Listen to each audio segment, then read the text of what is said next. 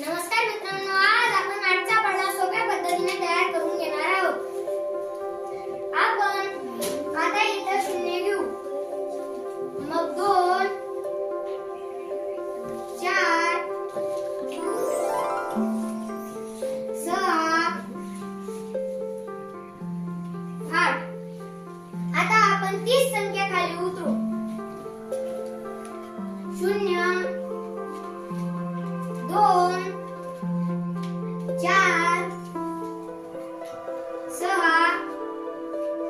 8. आता आपण इथं शून्य घेऊ.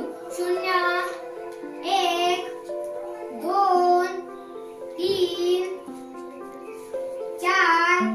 आता आपण 2 4 खाली लिहू. 4 5 7 7 8.